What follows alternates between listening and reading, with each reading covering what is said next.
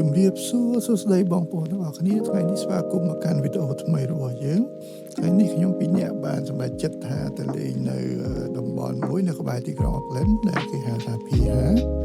ថ្ងៃនេះអាកាសធាតុរៀងភ្លៀងបន្តិចហើយវាមិនបានរារាំងអីដល់ដំណើរកម្សាន្តរបស់យើងថ្ងៃនេះទេហើយកន្លែងដែលយើងត្រូវទៅនោះវាជាតំបន់ព្រៃហើយយើងត្រូវដើរថ្មើរជើងហើយជាកន្លះម៉ោងទៅ1ម៉ោងដើម្បីទៅដល់ទឹកធ្លាក់ដូច្នេះសូមបងប្អូនចូលរួមទស្សនាវីដេអូនេះទាំងអស់គ្នា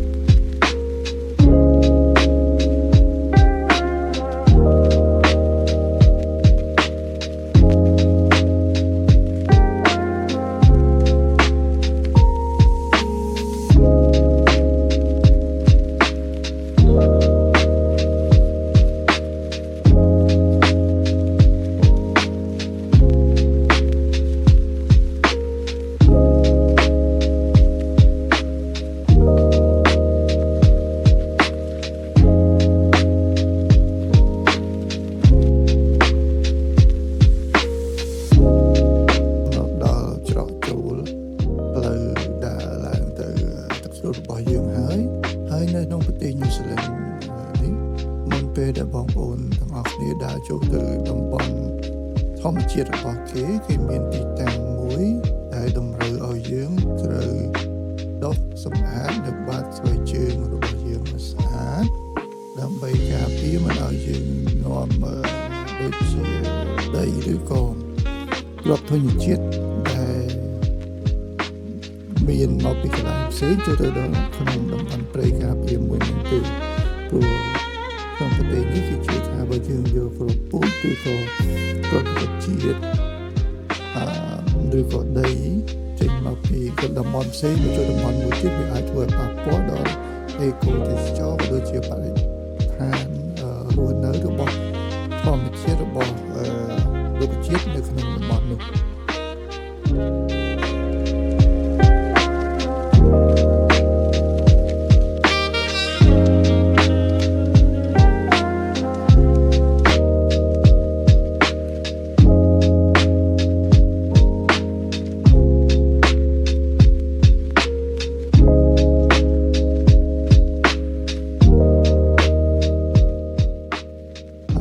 កន្លែងនេះយើងត្រូវដើរឆ្លងស្ពានឈើទូចមួយដើម្បីឆ្លងអូរដែលវាហូរបន្តមកពីទឹកជ្រោះខាងលើហើយទឹកមានសភាពថ្លាល្អបងប្អូនមានសំឡេងហូររំរឹមធ្វើឲ្យអារម្មណ៍យើងកាន់តែស្រស់ស្រាយជាមួយសំឡេងចាបសំឡេងបាសាបាសីនៅក្នុងព្រៃនេះ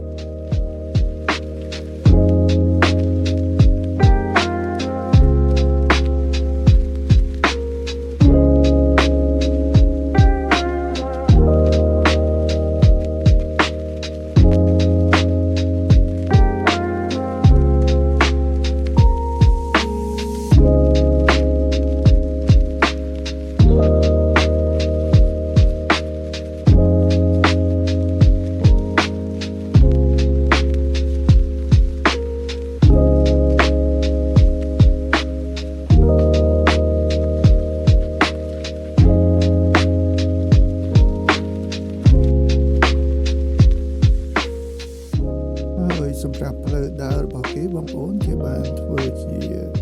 ផ្លូវចាក់ឲ្យគ្រោះហើយមានកន្លែងខ្លះដែលវាមានជាខណៈដកទឹកឬក៏ពិបាកក្នុងការចាក់គ្រោះចាក់អីគេបានរៀបជាកដាដើម្បីឲ្យយើងដើរតែម្ដងវាមានភាពងាយស្រួលច្រើនដើរនៅក្នុងព្រៃនៃប្រទេសញូហ្សេឡង់នេះបើប្រៀបធៀបទៅនឹងការដើរនៅក្នុងព្រៃនៅប្រទេសកម្ពុជារបស់យើងគឺមានភាពខុសគ្នាដោយសារតែព្រៃនៅប្រទេសកម្ពុជាយើងគឺអត់មានបានធ្វើផ្លូវដើរឲ្យស្រួលទេគឺយើងទៅលុកចូលតែម្ដងតែនៅប្រទេសញូហ្សេឡង់នេះព្រៃអភិរក្សរបស់គេរៀបចំឲ្យមានផ្លូវជាផ្លូវដើរសម្រាប់ឲ្យ ទេសចរក៏ដូចជាប្រជាជនគេធ្វើដំណើរមានភាពងាយស្រួលច្រើន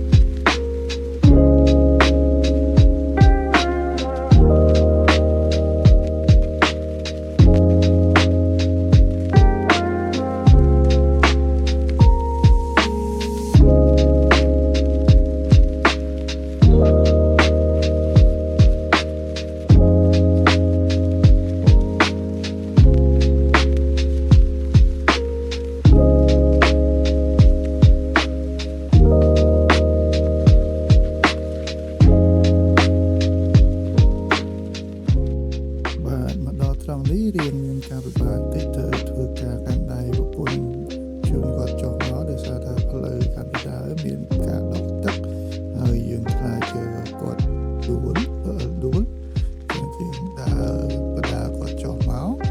ហើយមកដល់កន្លែងនេះយើងទៅឆ្លងទៅលើថ្មមួយឆ្លងទឹកអូរទៀតហើយទឹកអូរនេះខ្ញុំបានយកដៃមើលបងប្អូនហើយតិចណាស់ហើយនេះដោយសារតែប្រទេសញូហ្សេឡង់វាចាប់ផ្ដើមចូលរដូវកាលត្រជាក់ផងសីតុណ្ហភាពសម្រាប់ថ្ងៃនេះដែលខ្ញុំនិងប្រពន្ធបានដើរ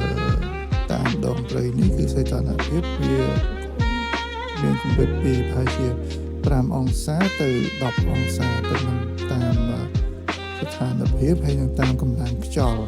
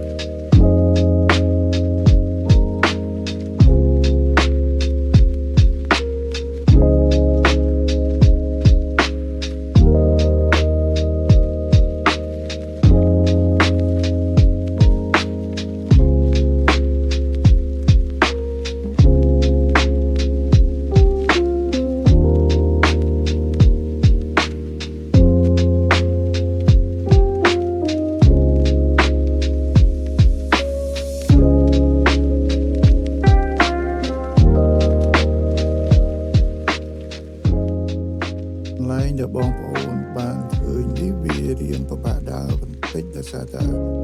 ពីមានការបាក់ដីប៉ុន្តែគេបានធ្វើជារបងការពារសុវត្ថិភាពឲ្យយើង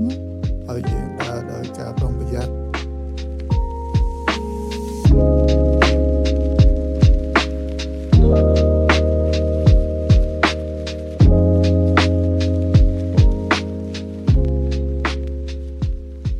បាទទីបំផុតយើងបានមកដល់ទឹកធ្លាក់របស់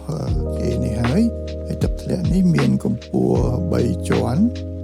វាធ្លាក់ជាជាន់ទីថ្នាក់3ថ្នាក់ហើយទឹកមានសភាពថ្លាឡើងខៀវបងប្អូនហើយបន្ទាប់មកមានយើងក៏ធ្វើការថតរូបមុនដំបូងថតទឹកជ្រោះថតទេសភាពបន្ទាប់មកយើងត្រូវធ្វើការថតរូបឲ្យប្រពន្ធបាទបងប្អូនឃើញឲ្យមានគ្រប់កាយវិការគ្រប់ស្ទាយអ្នកថតចេញស្ទាយហើយអ្នកឲ្យគេថតក៏ខំប្រឹងកាច់រៀងពេញស្ទាយ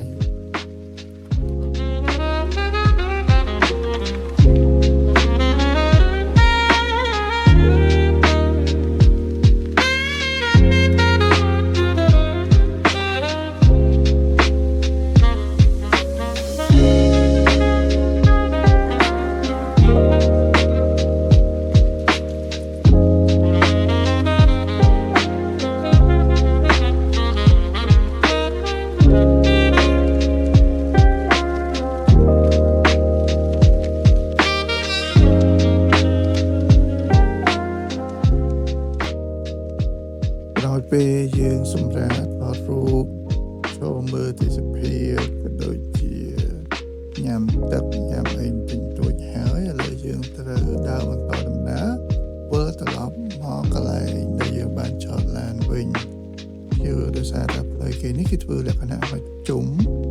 បងប្អូនដោយសារយើងអាចដើរចេញពីមកចំហៀងហើយយើងវិលមកដល់ទឹកជ្រោះយើងដើរមកចំហៀងទៀតគឺយើងបកទៅដល់កន្លែងយើងចតឡានវិញតែម្ដង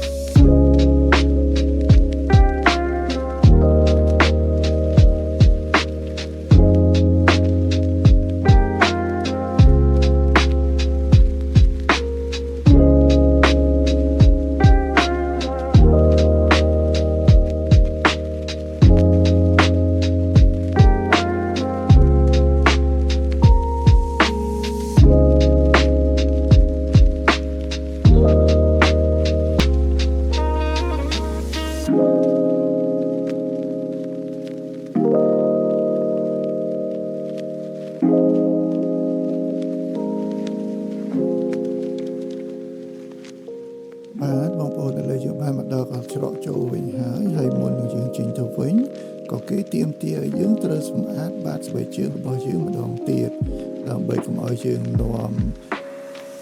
កំទេចដីឬក៏កំទេច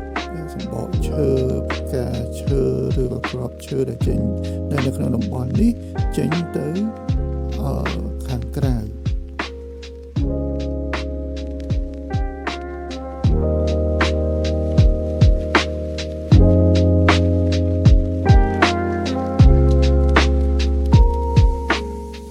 បាទឥឡូវយើងបានមកដល់កន្លែងដែលយើងចតឡានវិញហើយ